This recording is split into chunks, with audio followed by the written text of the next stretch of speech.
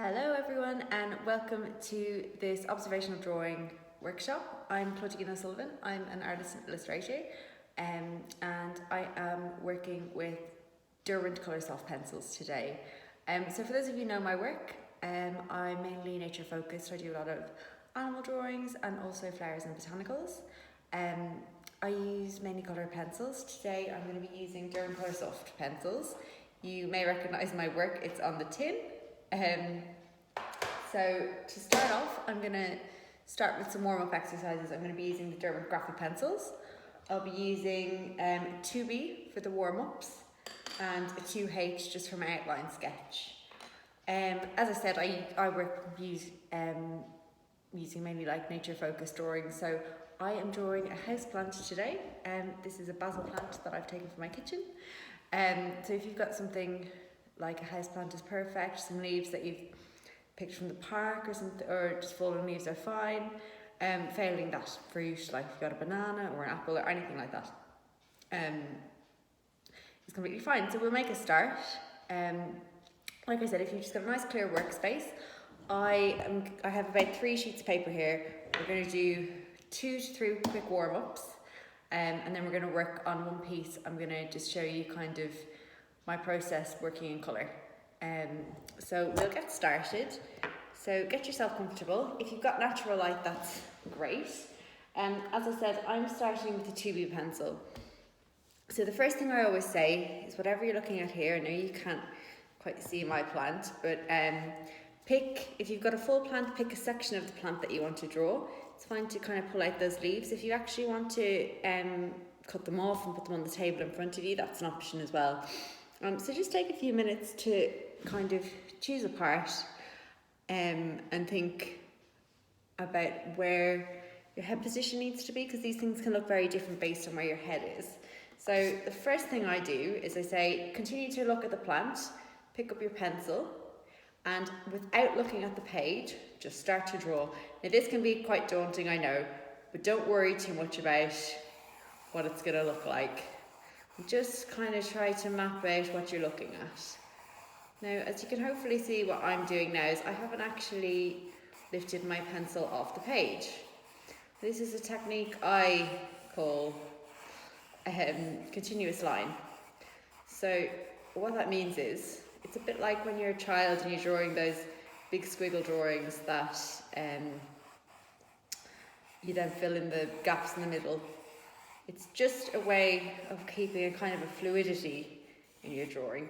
So this is quite a messy sketch, as you can see, and it's definitely not a perfect map out of what it is, but it's kind of warmed me up a little bit. So we'll move on and we'll do another one. Again, you can look at your page this time, but I want you to switch your pencil into your non-dominant hand. So for me, that's my left hand, I'm right-handed. Now, this feels really unnatural, but it's just a way, again, of trying to loosen up those drawing muscles, for want of a better expression. So I'm drawing the same piece of this plant again. It actually looks slightly different because I've tilted my head in a slightly different way, but I'd say maybe like 70% looking at the plant, not even, probably 90% of the plant, 10% at my page. And again, similar composition to before, as you can see, kind of starting from this bottom right and working up. So I'm working on this section of the leaf. I'll just tilt the camera to show you that what I'm working on from my viewpoint is just this little sprig. So out of the whole plant, I'm just working on that. So I've done those 2 quick warm-up exercises. Again, continuous line, your non-dominant hand. I'm just focusing really on looking at what you're looking for, not worrying about kind of outcome too much. Now I'm going to switch to my 2H pencil, which is slightly less soft, so it will give a slightly softer line. You mightn't see the outline as much on this one on my video. And I'm going to use a mix of those 2 exercises again, but just take my time and be a bit slower this time. I would say maybe just think about where you're positioning on the page. For me, as I said, it kind of made sense that what I'm drawing, I'm kind of doing this flow from the bottom right up and I'm leaving quite a lot of white space. This is slightly bigger than A3 paper. I like to work kind of larger than life because it just leaves a bit more room for detail, but whatever you feel comfortable with. So again, I'm keeping my head in quite a still position, and I'm still doing this continuous line, but I'm just looking at my page a little bit more and taking it a bit slower. I'm being a bit more gentle because this is just kind of mapping out my image in a kind of a faint outline. Now, one tip I would say, no matter what you're drawing, be it, you know, a plant, a person, anything really, when you're doing observational drawing, the biggest tip I can give is draw what you see and not what you know, because there's so much in nature and life and anything that we kind of expect to see, be it the scale of something or the position, but actually when you're drawing something that's 3D and translating that into 2D, things aren't always as they seem. So actually taking the time to go, you know, how much space is between those two leaves? Because actually, this leaf being in front of that creates this shape.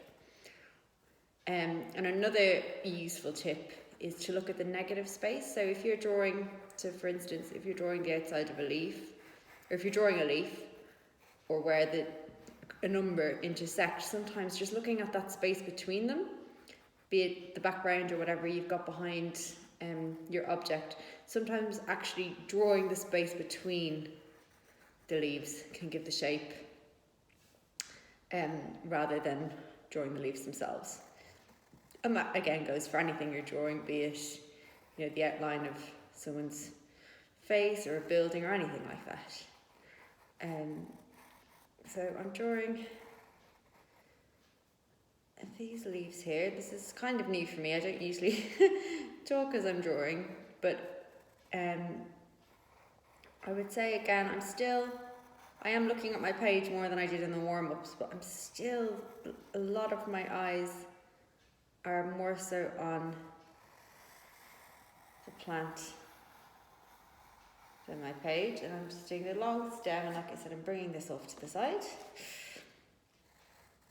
So I think I'm happy with that as a somewhat shaky but subtle outline. So granted, this might be kind of hard for you to see.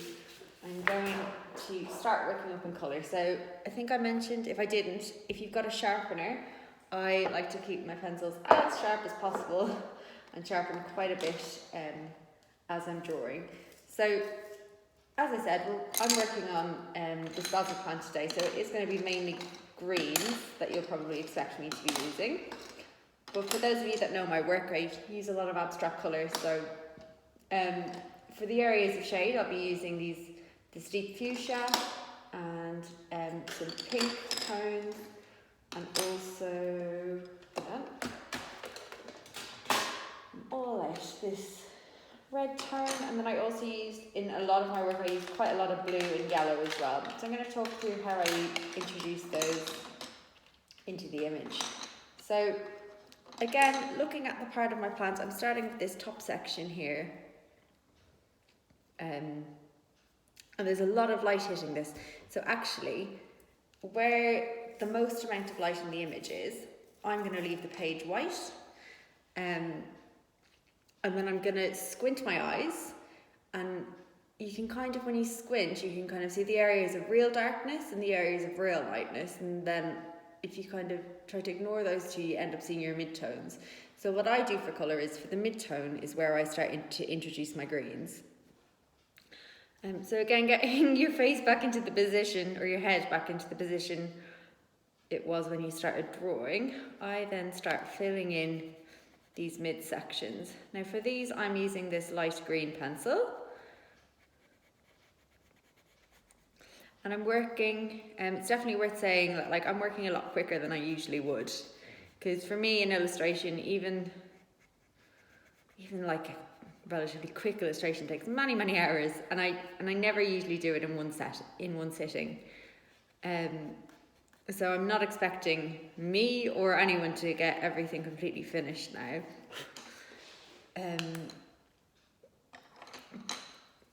So I've started with that pale green and I'm just working on this leaf. It's touching a couple of other ones.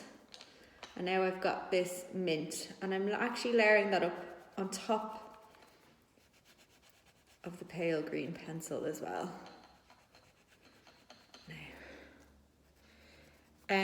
Something that I get asked quite a lot is where my illustration style kind of came from.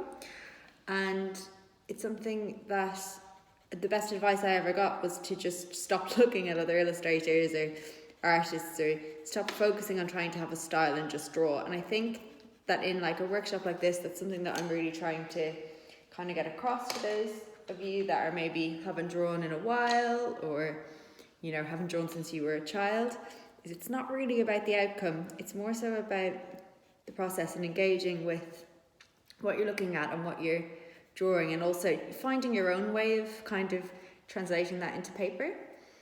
So now I've gone in with a darker green shade and I'm still focusing on my midtones, and then because this is quite a light area, I've picked out some of the lighter bits between the green and the white with yellow. Now this leaf behind this one has a lot more shade in it, so I'm going to go back in with my mid-tone again. I've actually chosen quite an awkward part of this one, which is good. I like a challenge. But there's a lot of leaves very close together, so it brings you back to that draw what you see, not what you know. Because right now I'm looking at some type of crazy leaf junction, and actually some of the bits that you might expect to be in shade are actually lighter, because the underneath of the leaf, because I'm sitting next to a window, the actual underside is lighter, because that's how the light is hitting it, and the part that's closest to me in the foreground is in shade. So this part at the back. I think as well, I get asked quite a lot about my line style, because obviously I use quite a lot of swirling lines. And I think that comes, well, I pinpointed down to when I was in India travelling. I had a sketchbook there, and I was drawing kind of a lot of people, actually, mainly portraits, and animals as well. And I think when you're drawing something that's moving or not very still, I had a very kind of scribbly style. And now that I draw a lot of nature, I think there's a lot of movement in the things that I draw, and I think that's why even leaves, as I said, like if I don't draw something in one sitting, my head or my position or the object itself can kind of change over time. So it's keeping that fluidity. Okay, so now I'm going to start introducing some of the warmer tones. So as you can see here, I've added in some bits of darker green, and just in those really shady bits, I'm going to start introducing this red tone. So as you can see, I'm blowing on my image a lot, but that's just because I lean quite heavy on pencils. So I think people do ask me quite a bit if I, use watercolor pencils, or like if I'm editing my images digitally, which sometimes I work digitally, but my actual prints or most of my work is pencil, and they're all just kind of scanned in, and that's about it. I don't really do much else to them. So actually a lot of it is just keeping your pencils really sharp and not being afraid to lean on them. So now I've got this area of shade coming out here. So this is a mid-tone that I'm putting down again. Now, a lot of different people, when they're working in colour, will kind of put down base colours and layer up. And that's definitely, a very valid way of drawing. But for me, I've just always kind of started in one section of a drawing and I just work my way down. If you are kind of doing that, for this workshop, or if it's something you want to try or that you do as well. I would suggest, if you're right-handed, starting on the left and working top left and working down, just because obviously things can get a bit smudgy. And similarly, if you're left-handed, doing the opposite, so working on the right. Failing that, you can always put a bit of paper under your wrist to avoid smudging. Now, I'm just going to talk through a bit more about what I'm doing here with the shade. So this area, I'm adding in this deep fuchsia on top. It's actually fully, I've got some of it hitting the white, but most of it is on top of the green I've already put down, which will just really deepen that and create shade. And then I'm going back to my mint as a kind of a lighter mid-tone and just putting down an area of that as well. And then, as I said, draw what you see, not what you know. Funnily enough, this underside of this top leaf that I'm drawing is appearing to be kind of lighter.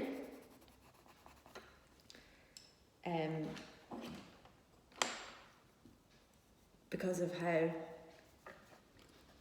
the light is hitting. So we're going to add in the darker top side now.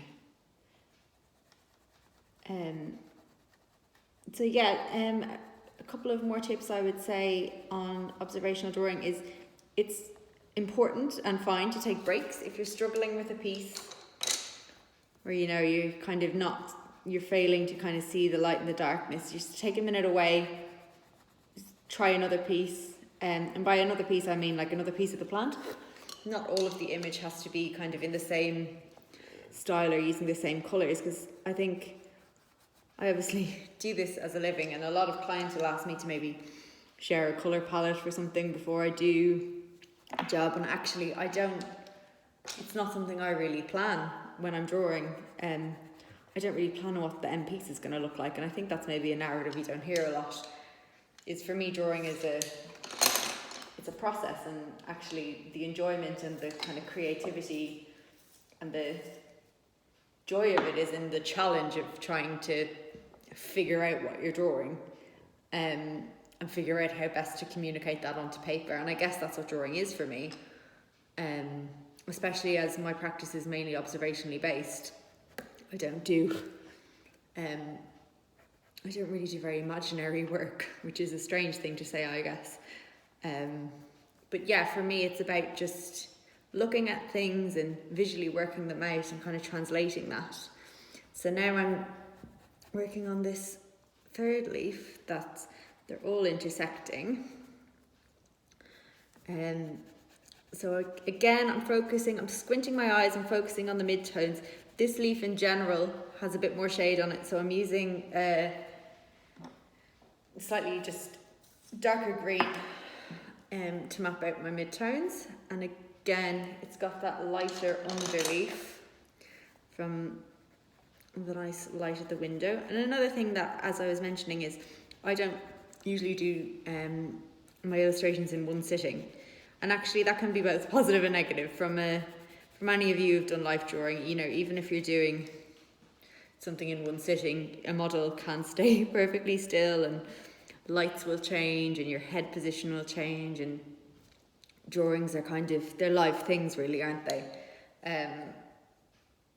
But the positive of that is if you are drawing a plant or fruit or something like that, and it's something you come back to in a day or two, both where you're drawing it, the light, but the actual plant itself will probably have changed. I've done an entire print range based around leaves, and I think it's been really interesting actually. Some of my favourite ones have been the ones that have taken a bit longer, because they've been, and then as a result of that, they kind of get a few more interesting colours in them, and the leaves start to curl as they essentially decay. But that can be quite beautiful. So this is something that you can come back to. So now I'm using this bright pink. As I said, you can probably see I almost just pick up pencils and just start drawing with them. I don't really think about it too much, other than from, I know that when I'm putting a warm tone down on top of a green tone, that it's going to create some shade. And likely if I'm using kind of a yellow or a brighter tone, it's going to emphasize the light. Now, as you'll see, my desk starts off really tidy and ends up being covered in shavings, but it is really important, for my style anyway, to keep my pencils quite sharp. And because I lean so heavy, that means a lot of sharpening. So again, I'm doing this underside, and like I said, in my head, you would expect the underside of something to be darker and in shadow, but actually, because I'm sat at a window and it's nice and bright today, the underside is getting more light. So it's interesting. It's quite a challenging little sprite of leaves I've chosen. I would say for anyone who is starting off drawing, or actually anyone at all, I would focus not too much on how I'm drawing, because I think drawing is a language and we all have our own way of speaking. We also all have our own way of drawing, and I think I touched on it earlier, but that advice that I got back in art school of just stop looking at other artists and stop trying to draw in a specific way, just do it the way you do it, is so simple, but it's the best advice I've ever gotten. And actually, I think the style that I have today has really, it's probably been there since I started drawing like decades ago, but actually it only really came to play towards the end of my degree, and almost when I finished college, and I didn't have to, I didn't really have to draw. So another tip when using colour, I think I've the kind of theory I've touched on a little bit up until now is colour mapping. So when you're squinting and looking at the areas of light and shade, you can then map these to certain different colours. So for instance, I've been saying that I'm using my mid-tone as a green, I'm keeping the kind of light tone as white, and then I'm adding in warm reds and pinks to the darker tones. And that kind of is a 3-step colour mapping, very rough kind of way to create colour and form. Another thing that I like to use the kind of opposite colours for is to just really sharpen the edges of drawing. So for instance here, as I touched on negative space, I'll focus again, not on doing an outline on the whole leaf, but just bits that maybe where the light is hitting, the outline seems a bit sharper. I'll pick that out in here. I'm using, again, a very sharp, because you don't want it to become muddy, but a very sharp bit of red. And again, blowing on that.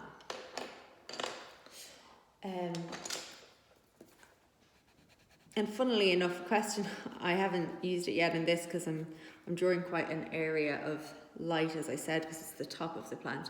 But a question I get asked is like, what's my most used colour? And I used to say blue because I felt like a lot of my images, particularly my animal images, ended up looking quite blue. Like I said, I don't necessarily plan out my palette before I draw, but that's kind of what they ended up like. But as I've been doing more botanicals, I guess I could say green. But actually, I think my most used colour pencil is probably white. I use it, as I'll go through again, or I'll go through before I finish this one, I use it almost as a finisher, and also as a blending tool.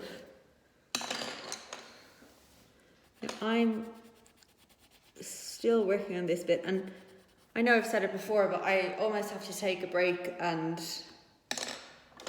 sit back and assess what I'm drawing and see if, I am getting those areas of light and shade in. And this is actually a very fast drawing for me. I usually work a lot slower. Because for me, it's not, as I said before, it's not really about having a final outcome. Well, a lot of the time it is, because it's obviously my job. but when I'm drawing kind of for drawing's sake, it's the process that's the kind of rewarding bit. And for observational drawing, as I said, I like to see it as a challenge that I'm just trying to translate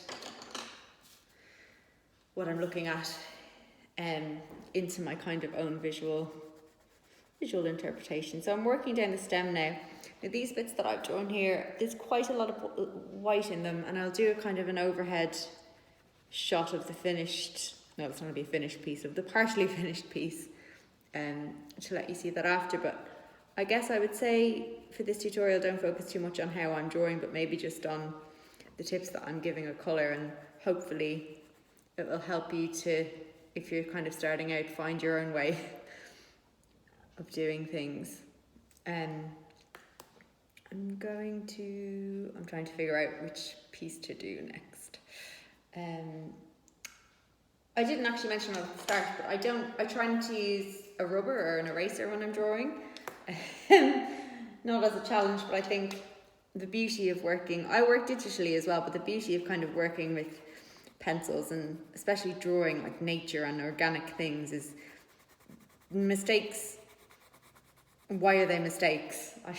Without getting too philosophical, it's just, because the process is so important to me, I kind of just think happy accidents can make for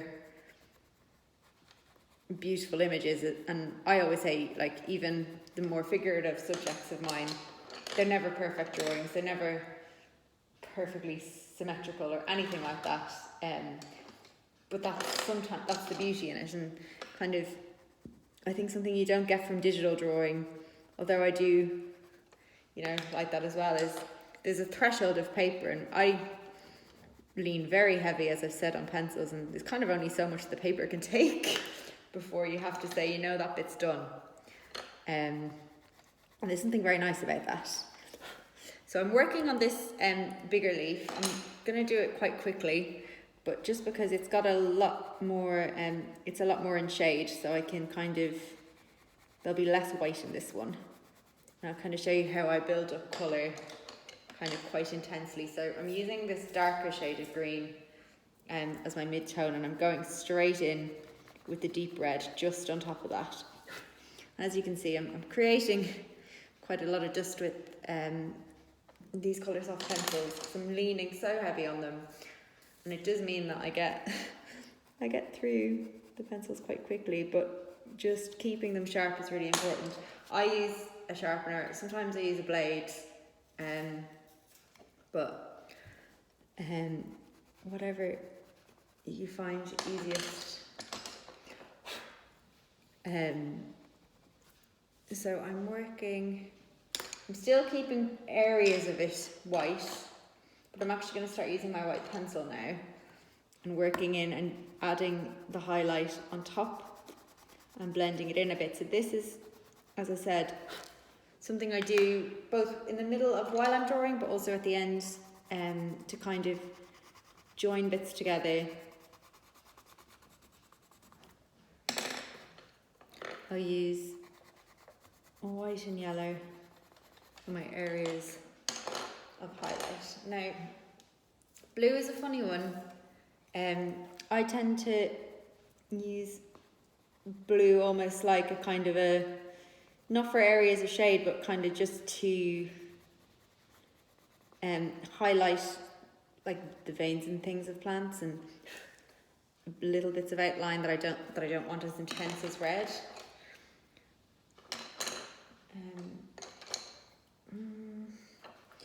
Right, so there's quite a large area of light there that I'm actually just going to leave blank and focus on this. Now, if you can see that, I tend to almost select little parts of my image and map them out into graphic shapes, almost like a kind of a colouring in note to myself. And again, I actually, funnily enough, I have prescription glasses that I wear when I'm doing editing work or things like that, but I don't actually wear them when I'm drawing, because as I mentioned before, colour and form are kind of what I focus on, and I find that if I'm doing something in really high detail, I'll pop them on, but actually being partially like a little bit squinty, I quite like. So that's strange. But I guess if I ever get into photorealism, I'll pop the glasses back on. So yeah, as I mentioned, this is quite a quick pace for me to be working at. I would usually have maybe had a coffee now and taken a break and taken a step back. So if you are working on an image, it's okay to just take a moment to stop and see what you've done and kind of ask yourself if it makes sense. And I've just jumped to a completely different part of this now, which I do quite a lot. The funny thing with me is, I think I mentioned it, but I often get asked to provide like a colour palette of what colours I'm going to be using in something before I do it, and it's really hard for me because I'm very fluid when I'm drawing with coloured pencils, and I will just glance to my side and pick up what I feel is right for whatever I'm looking at, as you can probably see. So it kind of comes back to that not using a rubber and letting the kind of what could be interpreted as mistakes, just working with them. So now I'm gonna focus on getting this little leaf done. Actually, it's quite a big leaf. And then I'm gonna go through just some things that I do to kind of sharpen up my images. As I said, I don't really work in layers. I do kind of start at one point and work down an image until it's all at a level, but I do kind of then go back and, you know, reassess kind of what I've drawn and the areas of light and shade, and ask myself if it all makes sense, and then I'll use probably a few of my darker shades and also the white pencil, and just pick out areas of highlight. So I'm going to go back to my mid-tone for this. And again, I'm kind of doing that. I'm mapping out little segments of mid-tone while squinting.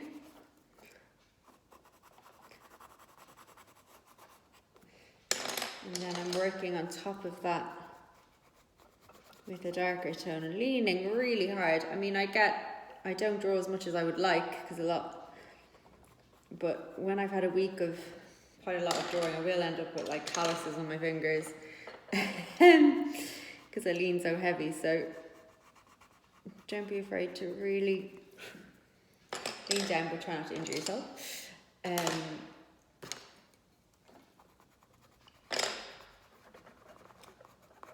And as I said, I do a lot of layering of the colours on top, but by leaving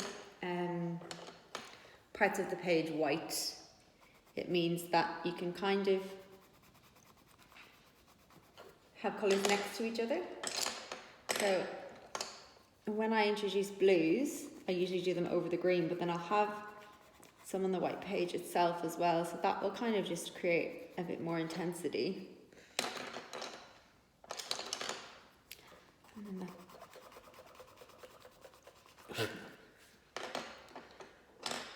right, I'm going to just take a little break myself and just see if that all makes some sense to me. This is slightly curving down, so I'm going to come in with the warm tones for that darkness. And then the rest of that needs to be a mid-green. So yeah, I think the way that I look at observational drawing is it's a challenge, and you're trying to interpret this thing that you're looking at and represent it in a completely different format. So from 3D to 2D, and there's no right or wrong way of doing this, and I could draw this plant 4 or 5 times in a row, the same part, and every single drawing would look completely different based on how I started, where my head was at, what the lighting's like, and what my sketch was like, what pencils I picked up when, and I think there's something quite beautiful in that. Much like everyone could be drawing the same plant in the same room even, and all of our different pictures should look different, you know? And I think embracing that and kind of taking the pressure off being good at drawing or whatever that means, it's not really the point, I don't think. The point is kind of making the time to do it and seeing how it makes you feel. And for me, it's always been a really positive thing. And I'm very lucky that I get to call it my job. So I'm going to probably think of calling it a day on this one for now. I probably will come back and revisit this drawing actually this weekend if I get a chance. But I'm gonna, sorry, you can see I keep quite a messy workplace. Starts off with great intentions, but ends up with pencil shavings everywhere. So now I'm gonna pick out, I'm gonna have, I'll do the fuchsia shade and just sharpen up a few of my edges.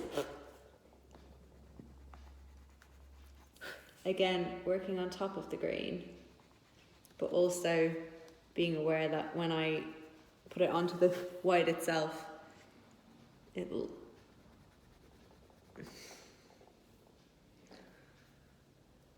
and then for those of you that do have an eraser, even though I was very adamant against it, I actually use these eraser pencils. So it is just like a rubber tip, but I use that as a kind of a smudging tool. So if I wouldn't use it on the whole piece, but for areas, mainly mid-tone areas where you've got a lot of colour build up, it can soften that and create a nice kind of texture. And then similarly, I use a white pencil, keep it nice and sharp. So for areas that maybe have a thicker build up and you just want to bring in a slight bit of colour, or a slight bit of light. So to be honest, if I was even just this little bit that I've done, because I've worked quite fast today, my lines are a little messier than they usually would be, but I'd probably spend a bit of time going over this and tightening it up, but still looking at the plans and still, you know, checking what I'm drawing and checking kind of if I understand why that colour is there and if that makes sense. But yeah, the white pencil can act as a good finisher, as can the darker ones. So I'll do slightly more red in those shady bits, and then just take a bit of a step back. Now, as you can see, I've got probably a good more than half of this drawing left, but that's okay. And I think it's nice to, I mean, obviously it would be great to get it all done in one sitting, but it's nice to have some time away from these things and come back to them as well. So I think this video is going to be put up on Facebook. So if you do kind of revisit your drawing, feel free to watch it again, maybe listen, start again, try a new style. I'm going to just give you a bit more of a close-up and see how that is. I'll pop a photo of the actual illustration as well so that you can see. Just a reminder that for the warm-ups I was using a 2B graphic pencil, which I have in my mess of pencils here. So that's a 2B Derwent Graphic, and then for my outline I used the 2H Derwent Graphic. And then I tried to mention which colours I was using, but as you can see it was a bit of a random dash. But they're all Derwent Coloursoft pencils. And my main tip for that would be, don't be afraid to layer them up, keep them really sharp. And the white pencil is your friend for layering. Embrace the mistakes and do use the rubber pencil, but use it as a tool as opposed to getting rid of things. So that's all really. Let you see my face again. Thanks so much for joining in. Hopefully that there were some useful tips there. And pop any questions on the video and I'll try to get to them as best I can. Thanks so much.